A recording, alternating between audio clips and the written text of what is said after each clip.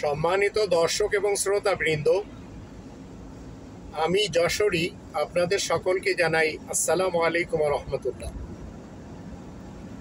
যারা আমার কাছে জিজ্ঞেস করেন যে আপনি বাংলাদেশের কর্তৃত্ব পেলে কি করবেন, কারণ আপনি বিএনপি মার্কা মুসলমানদেরকে মানেন না, বিএএল বাল মার্কা মুসলমানদেরকে মানেন না, এমনকি এরশাদকে আপনি পল্লী বন্ধু হিসেবে মানেন না, তাহলে আপনি মূলত কি চান এবং আপনি কাকে সাপোর্ট করেন? এর উত্তরে আমি বলবো, আমি রব্বানি বিধানের দৃষ্টিতে যখন আমাদের কনস্টিটিউশন দেখি, তখন সেখানে লেখা আছে আমরা সবাই স্বাধীন, তাই ন্যায্য পাওনা পাওয়া, ন্যায় বিচার পাওয়া এ অধিকার আমাদের রয়েছে। নতুন সংগঠন কিংবা দল বানানোর অধিকারও রয়েছে। তো আমাদের দেশে যারা বাংলাদেশি সেবা পার্টিকে পছন্দ করেন, আমি তাদের একজন, কারণ তারা ন্যায় বিচার দিতে চায়, ন্যায্য অধিকার দিতে চায় এবং কল্যাণময় জীবন ব্যবস্থা কায়েম করতে চায়। আর তাদের স্লোগান হলো, তাদের কেউ যখন দেশের ক্ষমতাতে বসবে, তখন দেশের যে খনিজ সম্পদ রয়েছে, আল্লাহ তাআলার দেওয়া যে সম্পদগুলি, সেই সম্পদ থেকে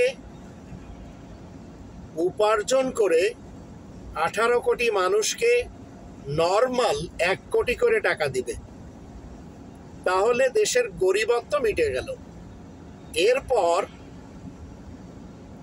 যে বাজেট হবে, সেই বাজেট সবচেয়ে বেশি ব্যয় করা হবে দুটি খাতে। একটি হচ্ছে সুশিক্ষার জন্য, আর একটি কৃষি খাত, যাতে সবাই স্বচ্ছ এবং সুস্বাস্থ্য নিয়ে দেশে বসবাস করতে পারে। তারপরে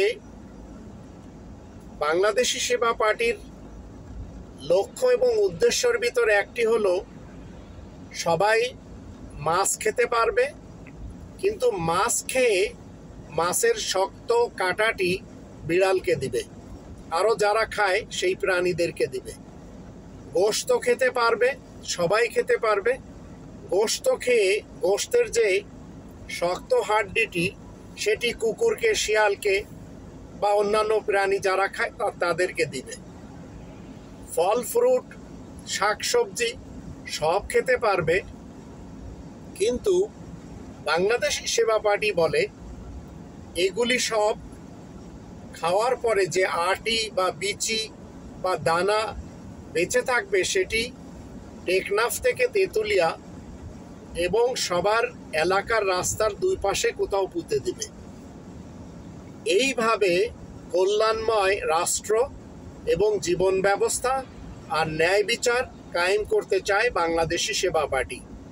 তাই বাংলাদেশি সেবা পার্টির কেউ বিএনপি মার্কা মুসলমানদেরকে পছন্দ করে না, এবং বিএএল বাল মার্কা মুসলমানদের কাউকে পছন্দ করে না, কারণ এরা সবাই লুটে পুটে দেশটাকে পঙ্গু করে রেখেছে, আর কিছু না।